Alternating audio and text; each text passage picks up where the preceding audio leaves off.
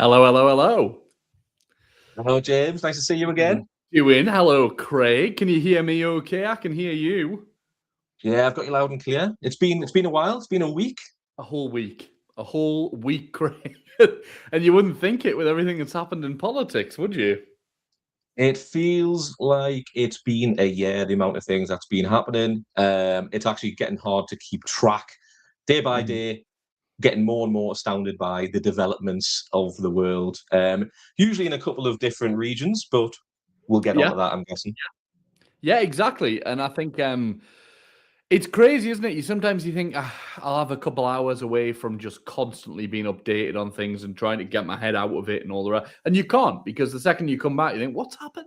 You can't. I mean, this morning I went to say I was on a train, 2 trains yesterday. I did London and back in the day, which normally I try and stay there if I can. But I thought I'll come down back. So I end up doing 10 and a half hours on a train altogether yesterday.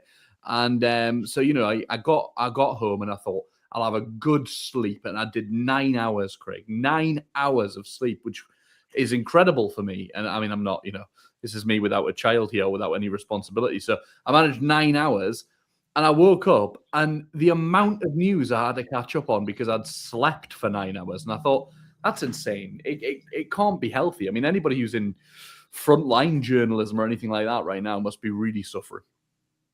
Well, listen, I struggle to keep up with the news. I think probably a lot of people who are listening will be struggling to keep up with the news. But the good thing is, we are here to save the day, and we're going to make it. Yeah, exactly. So we're going to provide a service for that reason, exactly. And I mean, I think today we've got a unique opportunity to segue between some interesting things because it is St. Patrick's Day today, isn't it, Craig? It is St. Patrick's Day, and as any good St. Patrick's Day, you got to have a pint of Guinness. So there it is. Are you going to split the G though? Are you going to split the G? I'm not sure about that. I do need you to fill the gap while I take a drink, though. So this is go on. Yeah, I'll try and talk while you attempt to split the G. Let's see. Oh, we're nearly there. You were nearly there. I think you nearly got it. I don't know about that. See, my G splitting days are long behind me, I think. But no, it is St. Patrick's Day. And as any good podcast would, I want people to come away with this from this, just haven't learned a little bit. So I thought, who is St. Patrick? Why has he got a day dedicated to him? Okay, good question, Craig. Why don't you fill us in? Good question, yeah. Well, what I didn't know is that St. Patrick was actually born in England, right? Late 300s AD, so we're talking a long time ago. And he was only kidnapped by blinking Irish pirates, wasn't he? Taken over Ireland and taken into the slave trade. Obviously, really brutal. He was eventually freed, thank goodness. He came back to Britain and eventually returned to Ireland to get rid of the snakes. Now, who knows what the snakes were? But metaphor. One thing I want to take away from that, right, is he was not a fan of the slave trade after that. So I like to think he would have been a listener of that class, because that's our sort of politics, isn't it? So anti-slave trade politics. That is absolutely our wheelhouse. So cheers to St. Patrick. Cheers. I'll get me my non-branded cola drink for legal purposes. Well, I'll be hoping that Guinness reach out to sponsor us, by the way, next week after you've given them free airtime, which is very generous. We're open to conversations. Yeah. Yeah. It would have to be the Guinness Zero like they have on the Six Nations at the moment, because they can't use alcohol. So they have Guinness and then the tiny little 0% afterwards. But as a sober man, I will join you in spirit with my Guinness. Although the Guinness Zero is actually quite good. I do enjoy it out of all of the 0% alcohols available. But yeah, that's interesting because I saw that Zoran Mamdani in New York had done a video today about St. Patrick's Day and about the, kind of living by those values of trying to unite people and bring people together and banish evil and all the rest of it. And I think it's good when we look to history like that. But don't often, it's interesting because these holidays, these celebrations become, corporate, don't they, in so many ways. And I think Americanized in a lot of the ways with St. Patrick's Day. I saw today in Edinburgh, I saw a big line of American students, and you could hear them from around the block, all queuing for the one Irish bar in the west of Edinburgh.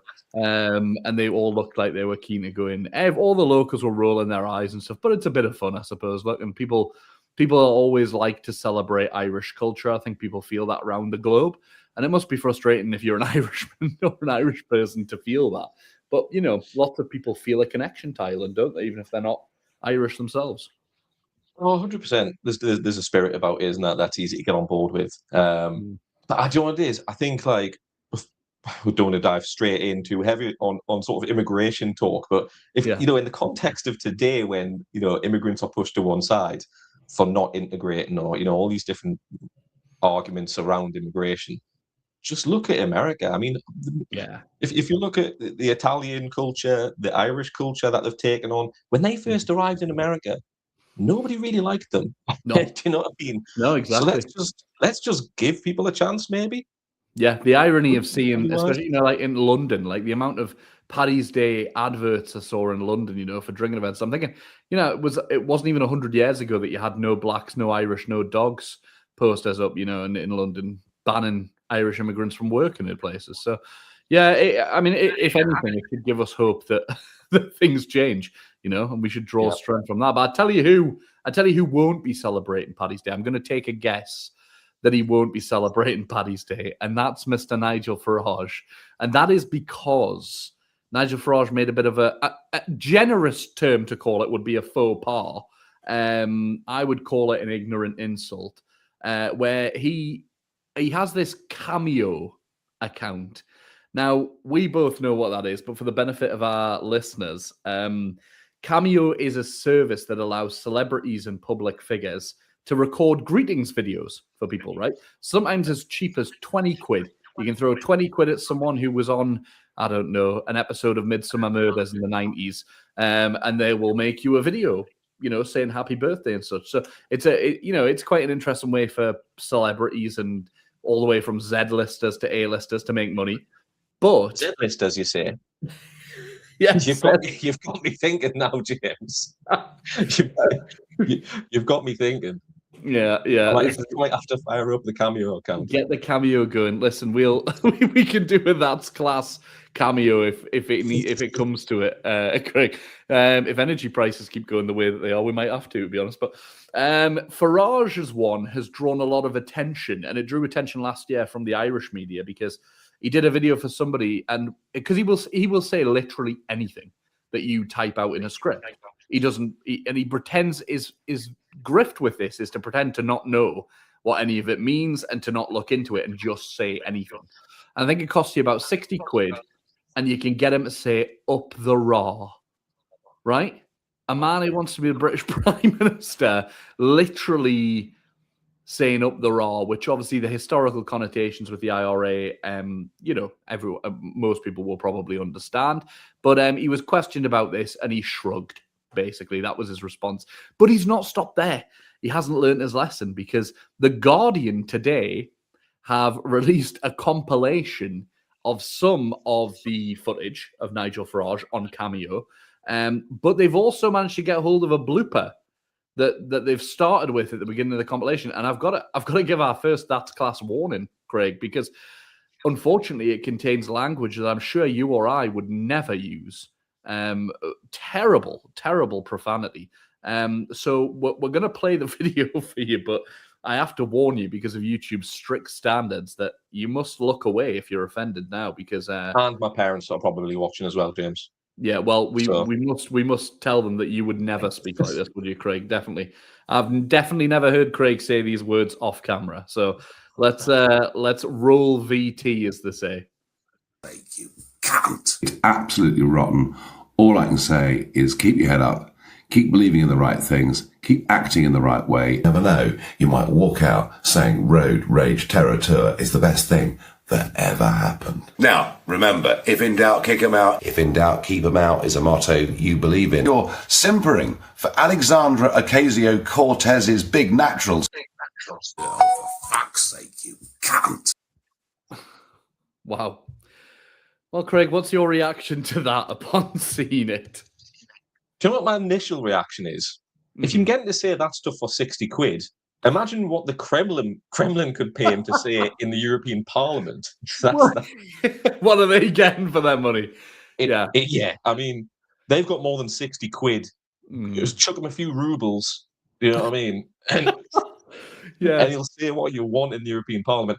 Allegedly. Crazy. I mean, maybe Nigel Farage is left wing. Maybe he's progressive, and it's just so that people have wanted him. They've been paying him to say things that he's been saying for the past 50 years. You know, maybe that's his fault. I'm surprised it wasn't an excuse that he gave when his former classmates came forward and accused him of, horrific anti-Semitism and racism. I'm surprised he wasn't. Well, someone gave us a $5, at the school gates to say it, and I said it because Alexandria Ocasio-Cortez's big naturals was not something I ever thought I would hear a British politician, let alone anyone, say. I mean, that's I mean, in all seriousness, to park the comedy value of it one side for a moment, it is disgusting, isn't it, to think about the reality of this?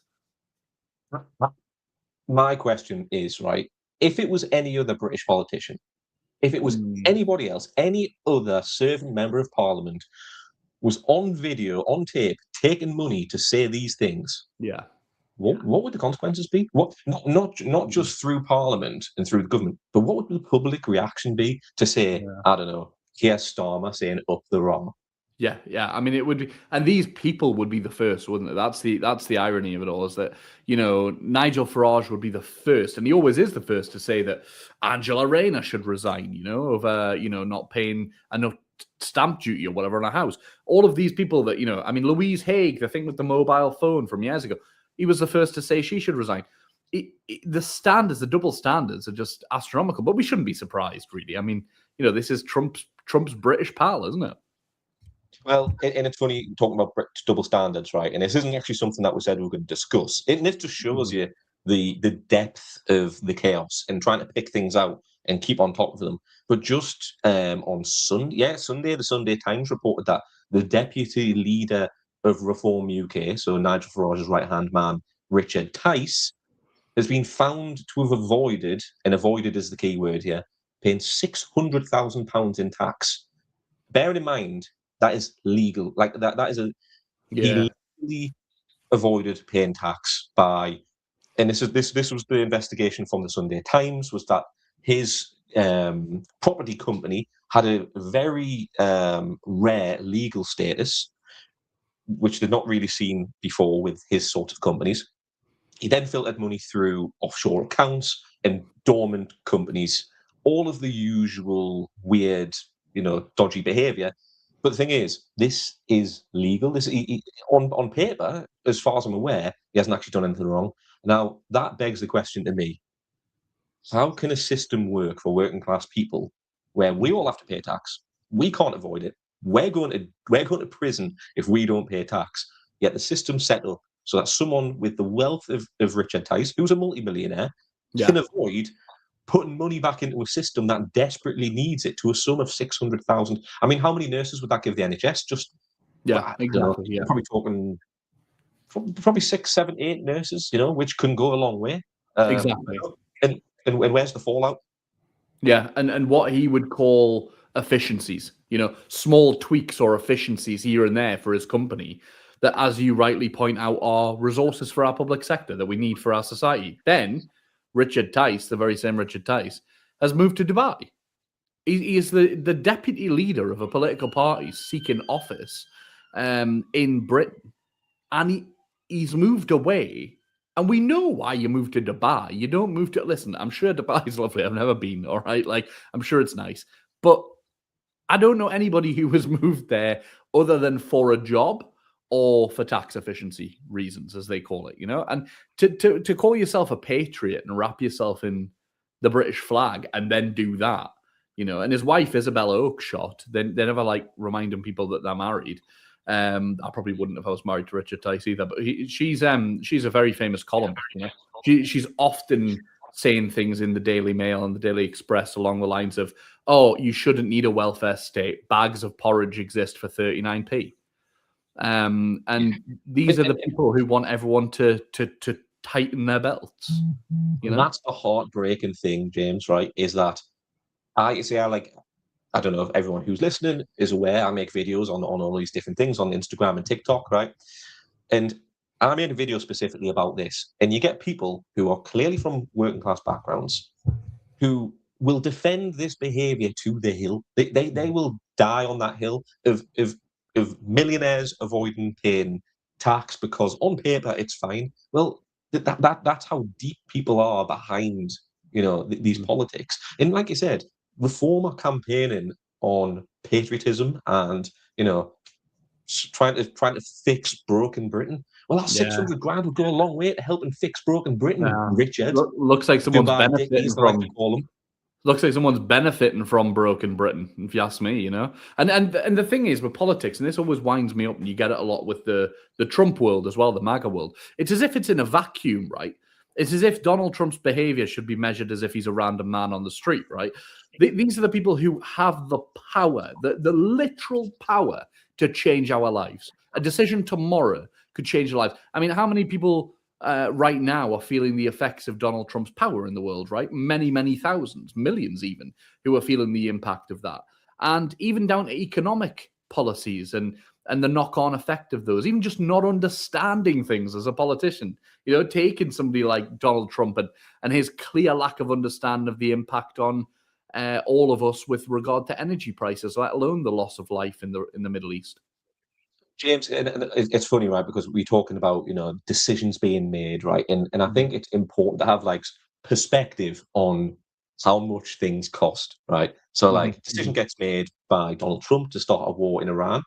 That's cost about $15 billion over the space of 2 weeks. It would be more than that now because a few days gone past. Yeah. We in the UK spend the majority of our time talking about immigration, right? It's every single day, immigration. Asylum seekers in particular. And there's issues around the asylum process. The backlog's too big. I'm not a fan, as I've mentioned before, of asylum hotels. They shouldn't be getting stuck in there, We spend 0.5% of our UK budget. So not even a percent, 0.5% on our UK budget goes on asylum. Yeah. And that's the whole process. That's housing, that's the care, that's any sort of burdens that there is on healthcare, all of those things. Yet we talk about it 99% of the time. And Donald Trump has spent twice that for a year, spent twice that in 2 weeks. Just to give some perspective on like how wrapped up we get on, and we seem to think that immigration is breaking our economy, right? Yeah. How can that be when it's 0.5% of what the country spends? It's 50p to every pound, 50p to every £100. So, yeah. I mean, to put that in perspective as well, I mean, you are not somebody who is advocating for the demilitarization of the UK. Like, as a former RAF personnel, like you believe in a military, presumably, and you believe in like a well-funded and well-paid military because people are going to work in that. They should have good rights. They should have good protections. They should be salaried well. They should be looked after. All of that, as I do as well. This isn't about being anti-military. It's just that looking at the proportional spend. I mean, obviously, we're talking about the US here, but it's outrageous. I mean, I can't think of a people who would allow that much of their GDP to be spent on defense, and that's the key words, defense, when it's, how much of it is defensive and is spent defensively, when they don't even have access to healthcare from their federal government. Yeah, and I think it's funny what you said about having a strong military and all, and you'll get some criticism from the left on around military and military spending and NATO in particular, right? But what we've seen over the past 2 weeks, maybe coming up to 3 weeks now, is that we need the ability to stand up to people like Donald Trump, right, and say no.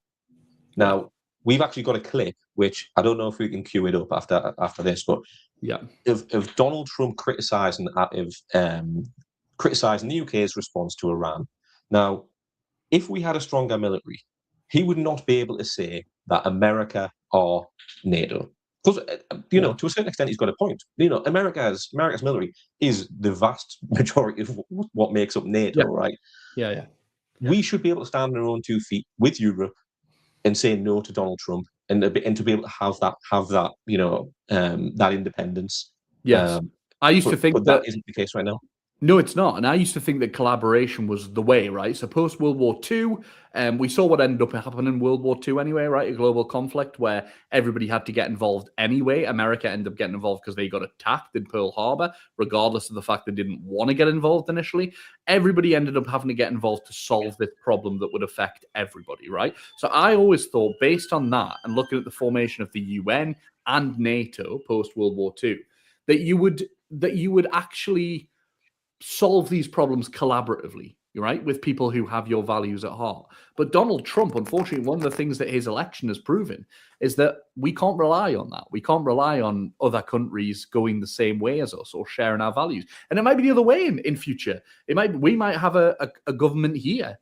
We could have a reform-led government here that is anti-NATO and pro-Putin and doing all this stuff.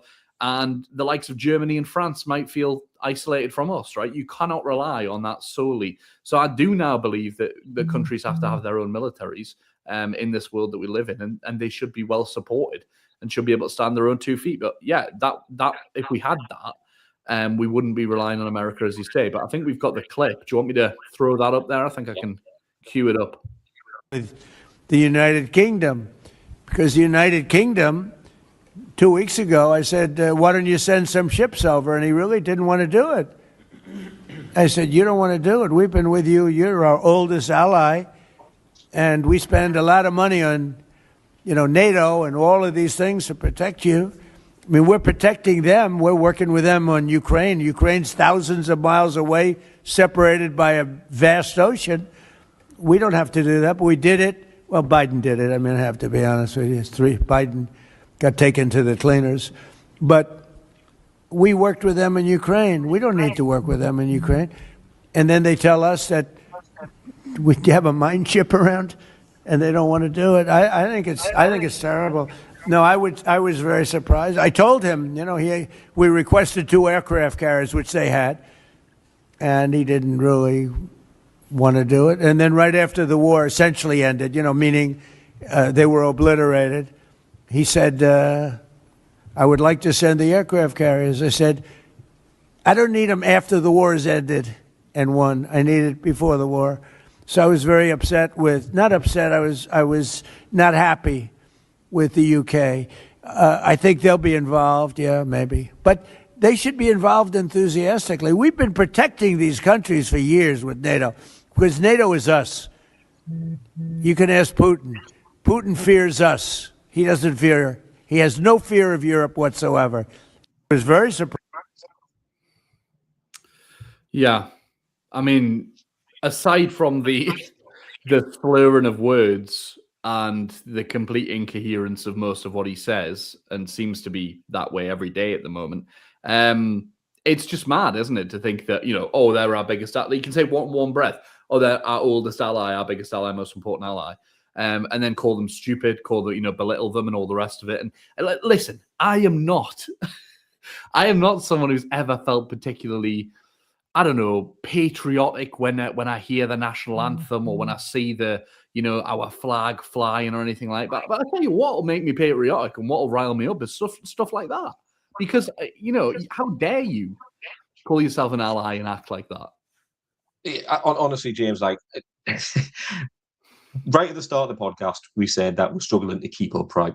Mm-hmm. I am struggling to keep up with what Donald Trump is saying each day, because at one moment he's saying we need help, right? Yeah. The USA need help to keep the Strait of Hormuz open, right? Mm-hmm. And then it's, oh no, we don't need help, the war's over.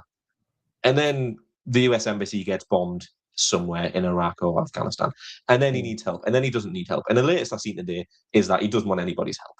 It's because nobody's going to help him, because everybody realizes what an absolute cluster he's opened up by kicking off in Iran and basically not. I can only imagine that there's people in his regime, right, in his government, that knew that starting a war with Iran was a bad idea, and that it would open a can of worms. It would. I mean, I'm not going to claim to have known what the Strait of Hormuz was before this happened, because I didn't, right? Mm-hmm. But I know for a fact there's people who did. People who were well aware what Iran's leverage was when it Straight came up, to war. And it wasn't just military. It wasn't just the fact that they've got missiles and drones and all these different things. It's the fact that they can close that Strait of Hormuz, stop oil from getting out, and potentially cause economic disaster across Yeah. the world, right? And And what? I was listening to something from the New Statesman yesterday, Oh yeah. and I don't think even I really had a grasp on how bad things could get. And if the way things are going, I think they said there's about 5 weeks worth of oil being transported that's already left the Middle East that are going to various parts of the world. If we start to get up to that 5 week point where that vacuum starts to finish and all of the oil gets to the ports where it was going, we could genuinely start to see oil prices go to $200 a barrel, right? Mhm. And in the first podcast, I sort of mentioned, what does that mean, right? What Yeah. $200 a barrel doesn't really mean much to me. But what does mean is that, petrol at the pump costs £3.50 a litre, right? That makes your food bills go through the roof because farmers can't pay that. But Delivery actually, what I driver. found interesting from what I was listening to the New Statesman, as the prices rise, those prices are rising to actually lower demand. So the higher the prices go, Yeah. eventually people stop buying it. So the oil just goes to the people who can afford it. Now, that means the countries that can't afford it or aren't going to pay it, there's genuinely life-threatening complications from that, So it's not just an economic disaster. It can genuinely be life-threatening in lots of cases. You could just see economies completely collapse, and it's terrifying. And this has Yeah. all happened because Donald Trump is just drunk on military power. He's got a big red button at his disposal, and he's just pressed it because he was really happy with how Venezuela went. Yeah. And for people who don't know what happened in Venezuela, he basically went in, kidnapped the president and the president's wife, and replaced them. Oh, I don't know. Seems to be very similar regime. I don't quite know what's going on there, but don't know if you can fill us in on what you think's going on in Venezuela. But I mean, a rough, without getting too much in the detail of it, because we could spend hours on it. But basically, obviously, you had regimes in South America and Latin America that were not in step with America's kind of capitalist vision of the world. I will not offer comment on which ones were right, which ones were wrong. But you had Hugo Chavez in Venezuela, who was a socialist, and various people have various opinions on Chavez. All I can tell you is that since Chavez was out of power, his replacement, Nicolas Maduro, was not half as popular as him. And I take issue with any authoritarian regime, right? When I was younger, I didn't. When I was younger, I liked the likes of Fidel Castro. I liked the likes of that. Now, I don't care whether they agree with me economically. I don't care whether they agree with me politically. If they're acting as an authoritarian regime, I'm opposed to them, right? Because I believe in democracy and freedom, on top of my socialist values as well. So a divisive figure, certainly Maduro, but he had been disappearing people off the streets. The Venezuelans celebrating his capture were valid in doing so, totally understandable. However, America's motivations in doing that, in capturing them, were very obvious. They wanted to be able to access the oil in Venezuela. It's a particular type of oil, and that's the thing that people don't understand with oil a lot of the time, is you have very what you would call like very thick oil, to put it in a crude term. That's a good joke for you. You've got very thick oil, which has to be refined in a different way to the sort of thin and watery oil, which is refined in a different way. But most of the East Coast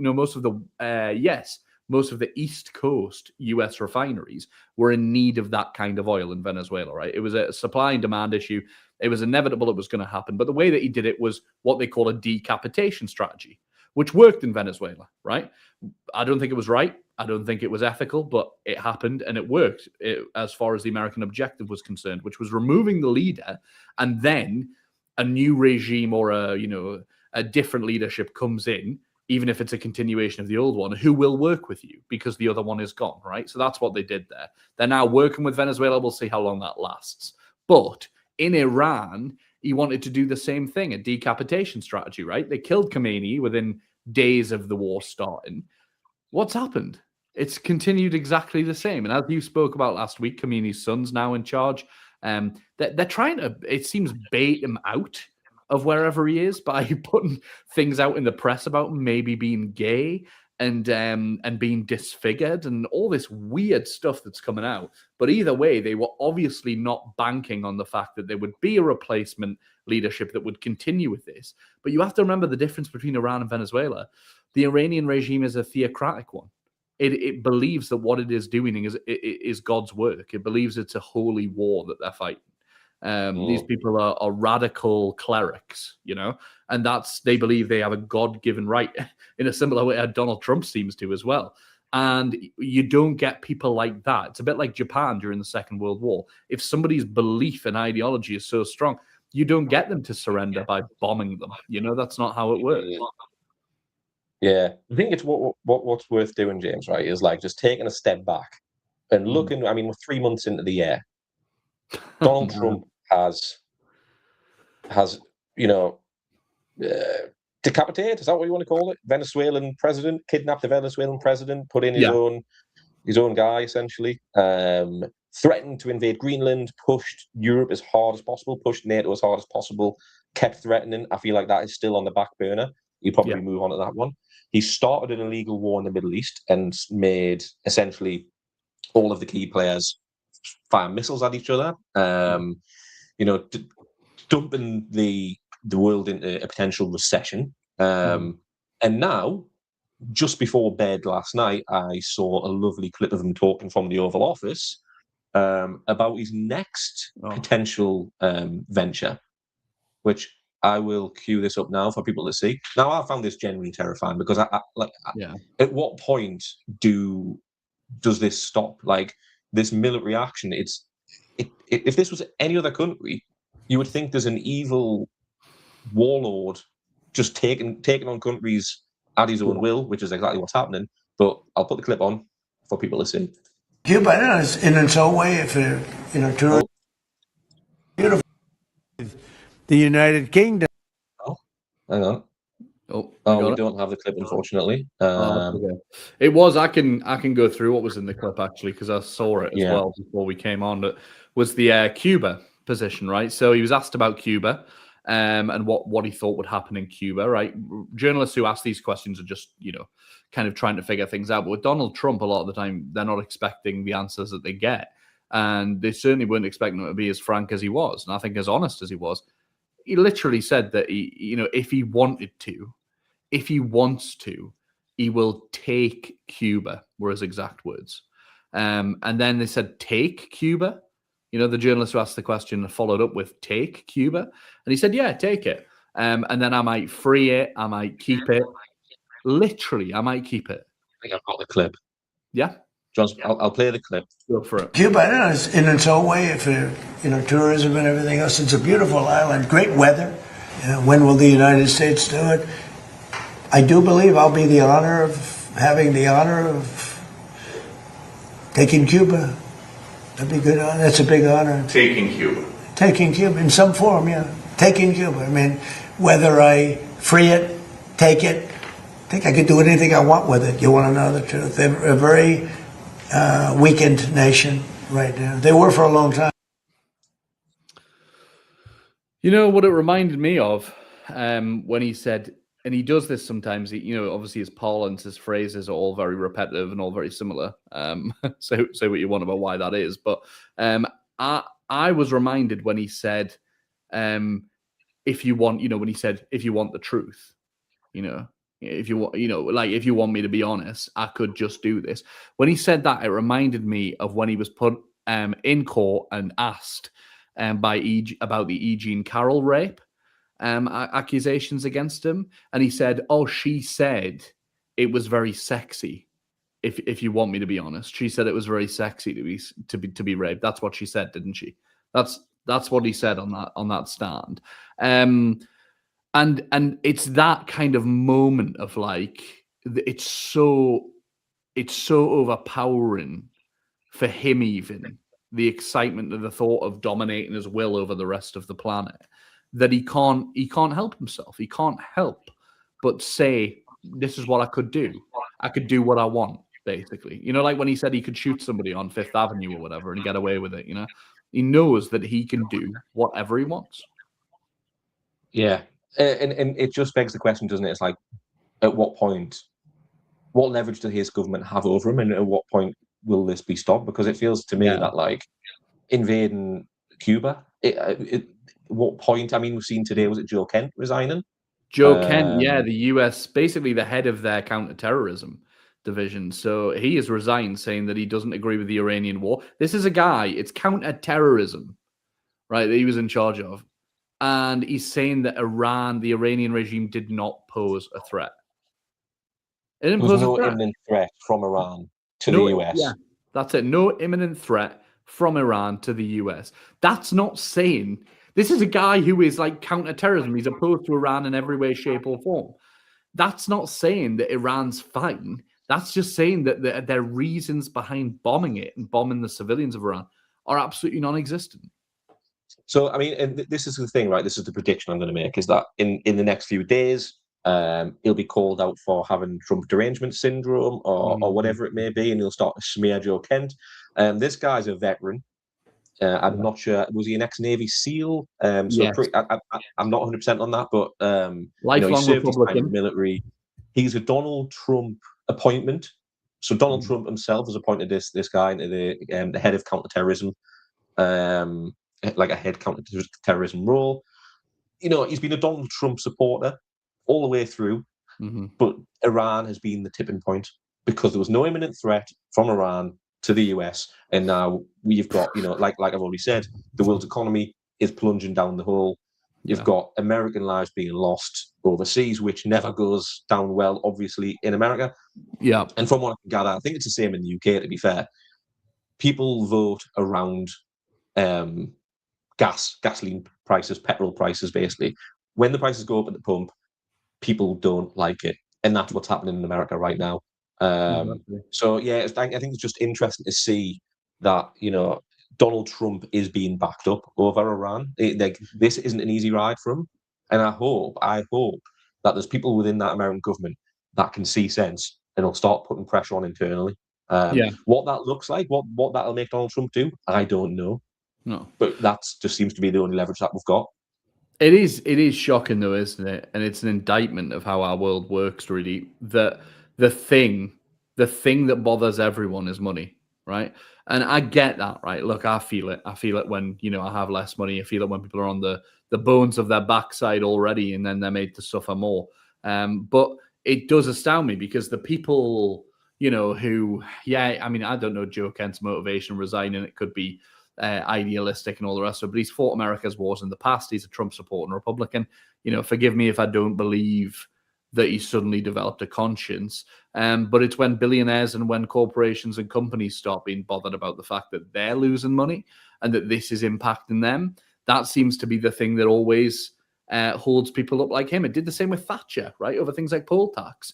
As soon as she was on the other side of the private industries and private kind of finance that she'd advocated for most of her career, she ended up being dragged down by it. And you can see here, I've got a little screenshot here from the price indexes taken about 20 minutes ago, right? And I mean, look at the past year, that's where we are right now with crude oil. And regardless even of the fact that we use oil, right? We actually use it and we need it for everything in our world.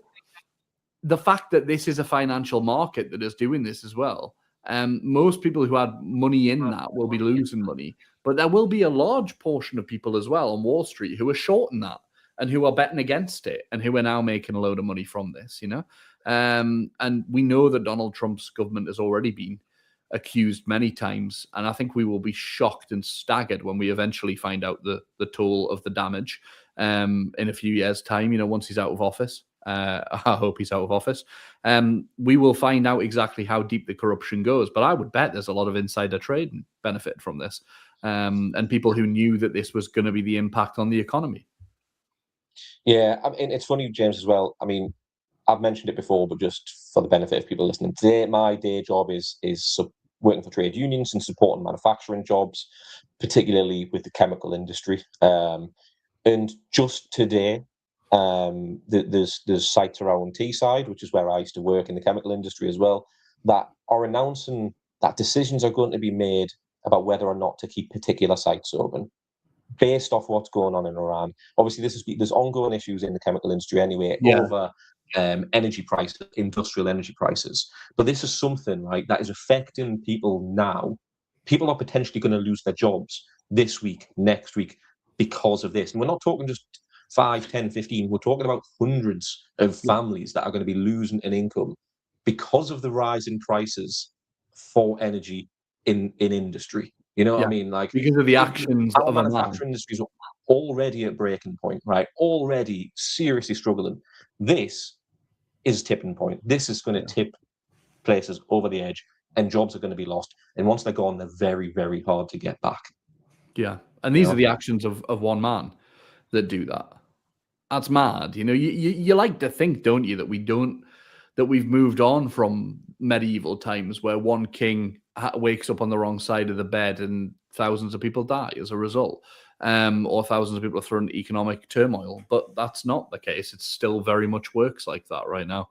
It's terrible. I mean, I did a quick quote I used to get because, you know, coming from Northumberland, being around Northumberland being a very rural county.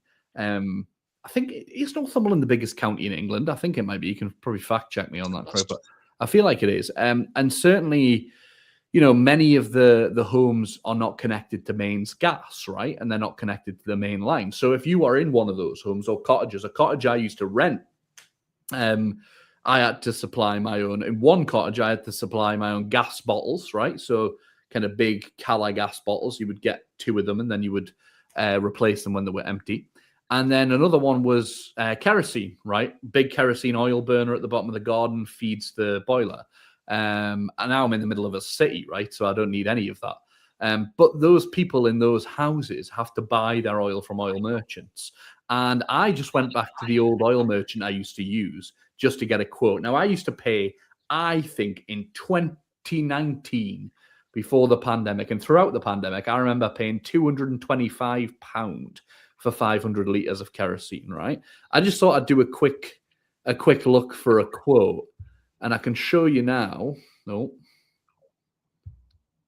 I can show you now that they're the quotes that I've just been given for today. It's unbelievable to look at, right? And I think what's worth remembering as well, James, and I was quite surprised about this because I'd obviously seen what had been going on about the relief package that had been brought in by the government. Whether I'll go far enough, I don't quite know. I'm not fully across it, right? But what I do know is that there's a massive lack of awareness, especially even from myself, living in Northumberland, about how many homes are actually disconnected from the gas grid. That we live in that rural of a county. Across Cumbria and Northumberland, there's 30% of the houses, 30% of the homes in those 2 counties are off grid. 30%. That's mad, isn't it? Yeah, and it's I think that's something that's obviously overlooked. You know, and I think it gives an actual. I think it's times like this where you can actually really reflect and go, you know, what the difference is between living in rural counties and rural areas as opposed to living in big metro cities and living in London, you know. I can tell you that. I can tell you that experience having I mean, when I moved to Edinburgh was not in the best financial states, right? And I had support from pals and stuff. And I've been in not good financial states in the countryside as well, right? And I'll tell you the difference. Here's the difference, right? So if I run out of money and I've got no money in my bank and I've got pals giving me food and borrowing stuff and whatever, as many people are when they're in that state, or they're going to a food bank, my heating stays on, right? Because I don't have one of those, you know, kind of pay as you go meters, which I think are immoral, by the way. I think they're gross. But I don't have one of them. So if my direct debit fails, I get the company chasing me. I get them ringing me. I tell them that I've run out of money. They say, okay. Well, you know, they've got practices now because of regulation they have to build in to give you leeway, to work with you, to help you. That's fine. If you're in the cottage with the big kerosene burner and you run out of kerosene, nothing. You don't have that, you know, you don't have that freedom, that flexibility. So I just think that a lot of people in urban areas don't even realize that it results in people literally being without heating if they don't have the money to turn it on. And they think that it's going to be the same as it is for them. It's very different. There are very different challenges. I'm not saying one's worse than the other. it all balances out. There's different things like, connection to transport and all the rest of it. But certainly, I just don't think most of the country understands how difficult it can be in rural areas facing poverty. No, 100%, 100%. I think the challenges are completely different on there. And I think even just like local amenities and stuff like that, I mean, the challenges are completely different. I don't think people understand a lot of the time where like there isn't a shop. You have to drive to a shop and stuff like that. I mean, just like and you have to have a car. You have to have a car. Yeah. You could get the bus. If it's snowing, the buses might not be on. All those sorts of things. It's like just a completely different challenge, isn't it? But I think it's important to talk about those things, isn't it? I think that's why, like, us having these conversations is useful. And another thing, and something I actually want to talk about tonight, we sort of mentioned it in the description of the stream, is what was aired on Netflix. Was it middle of last week? I think we've both managed to watch Louis Theroux's documentary on the manosphere. So for people who haven't seen it or aren't aware of what the manosphere is, I mean, where do you start? I think most people will be aware of who Andrew Tate is, but essentially it's a term that's been put together to sort of encapsulate an online phenomenon of toxic masculinity, of sort of men degrading women, men portraying an image of women that their only value is beauty, and that's what carries them through life, and very much that women should be. It leans into the whole like trad wife. Women should be staying at home, monogamous, and men can basically essentially just go off and have extra relationships and all those different things. But Louis Theroux did a documentary on this manosphere, and I'd recommend anyone go watch it if you haven't seen it, because it certainly opened my eyes. I mean, I'm online quite a lot, and I thought I had a reasonably good grasp on what the manosphere was and who these influencers were. He interviews a few of them from that space, but I had no idea the depths of the evil, basically. And what I don't know, James, is it worth me just giving a bit of context as to one of the people who was on the documentary? Is a guy called Justin Waller, I believe. He's an American guy. He claims to be sort of this self-made millionaire in construction, all about image. All about teaching young men how to get themselves through lives and giving themselves worth, and it's all about the grind. And if you're not earning money, you're not earning. That's that sort of vibe. Good friends with Andrew Tate, obviously. I'll play this clip just to give a bit of background to the conversation before we move on. Girls' trips. I'm not letting my girl go to Vegas and get drunk with a bunch of girls in a club when there's a bunch of dudes buying bottles all around them. Why would I put her in that position? In that particular scenario, if a woman is just flat out saying, no, I'm going no matter what, she's going to put on her sexiest dress. She's going to put on a push-up bra. She's going to go out, and she's going to look better that night than she probably looked all week at your house around other men. Probably because women's attention is currency. If you really understand women's nature, they like attention. They do. That's okay. But for a woman to go out, dress up, have her boobs out, have her heels on, have her legs showing in a club full of men that are nowhere near me, it's a no-go for me. But how is that different from a guy I'll give you a note. Wearing a nice watch, driving a nice car, in shape, well-fitted clothes, walking outside, go to the mall? And just, why is he doing that? Is that to impress other guys? Is that to get female attention? Probably all of the above. I think there's a better example of this. Women that put a lot like bikini photos on Instagram. If you're if you're married and you have your titties out on Instagram, that's a no-go. And I feel like men mess up with the frame part of that, because if you're putting yourself online in that way, you are trying to garner attention in some way, and you're trying to get that attention outside your husband. That is something I absolutely wouldn't put up with either. Being friends with your ex, guy friends in general. There's not a guy friend that exists that doesn't want to sleep with a woman. If the opportunity was presented to that man, he would sleep with her. But see, I would have also confidence in her, let's say 8 friends that she's going out with, if they're all going to be looking over each other, assuming that the friend group, Bro, one of those girls wants dick bad. One of those girls, maybe 2 out of the 8, are definitely willing to cheat. Wow. Yeah. So, I mean, that's just one example. It doesn't give the full picture. It sort of gives you a bit of a taster of what's going on there. But I think, like, what really sticks out to me from that clip, right, and it's across all of these people in the manosphere, is such an obvious insecurity, right? So insecure, Racked but with it. portraying this confidence, you know? They're racked with it.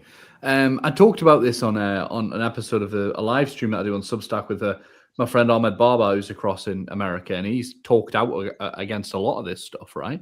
About the obvious insecurity of it. It's just so, you know, at one point I feel sorry for the boys who are being influenced by it, right? Because a lot of it is a strong message, and a lot of it kind of resonates with lots of young men who feel disenfranchised, right? And feel like they don't have any self-worth, and they don't have a place, and they don't know what to do with it. But that isn't because of women, and that's the thing. You know, the problem is patriarchy as a concept and as a design. When you attack it or you criticize it, a lot of those men who are insecure think that you're talking about men, and that through attacking patriarchy you're slagging off men.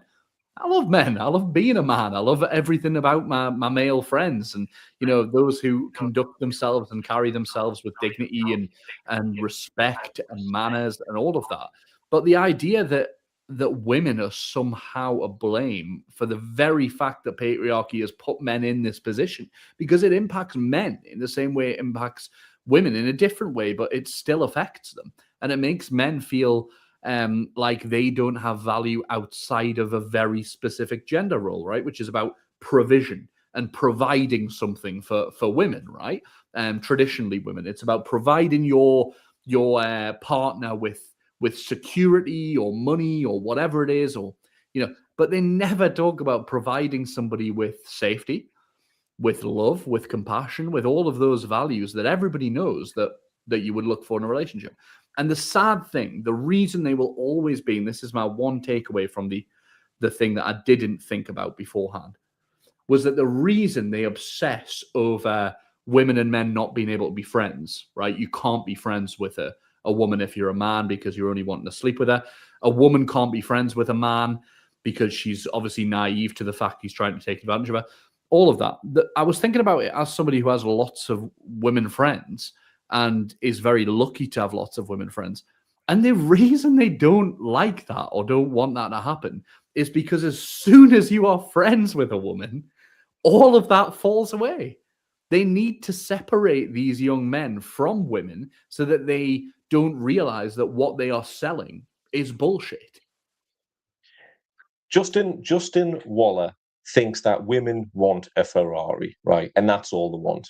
When in reality, they want the same thing as what men do. Yeah. They want to be in a loving relationship. They want to have a laugh.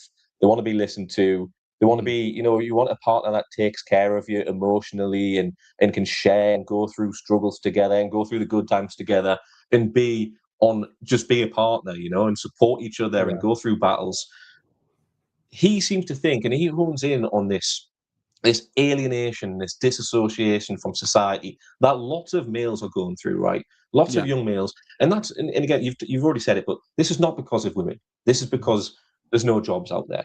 This is, you know, people are chronically online, you know, there's all these different things. And these people are honing in on that disassociation, which exists, right? It exists and it needs to be addressed. And they're telling these people that the route to success and the route to making themselves have any value in this world is through financial gains, physicality, and relying on your bros, right? And that's a big part of it, because you rely on your bros and then that'll get you through. But what that all creates is this environment, right, where they can sell anything to these young lads. And what I didn't realize, right, and this is what I learned watching the documentary, is that they are selling this dream to young lads and getting them, quite literally taking their money off them, right? Yeah. It's almost like a pyramid scheme. You've got these influencers at the top who do have these luxurious lifestyles. They've got villas in Ibiza, you know, they're living out in Dubai, you know, whatever, if that's what you want to do.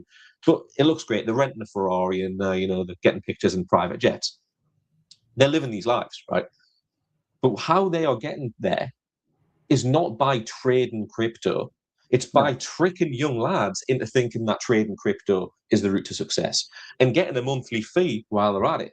So, you know, the trick is, give me £500 and I'll give you trading tips, and you will live just like me. When in reality, it's those £500 that are making them rich in the first place. You know? Exactly, yeah. And it is trading off the back of those young men. And as a result, it creates a dangerous byproduct because the product for them is not hate, right? It's not it's not furthering of misogyny and all the rest of it. They're wanting money, right? They're wanting money for their own lifestyles. But the thing is with these men who are really into it and who are really, the real, they just spew the misogyny constantly about women.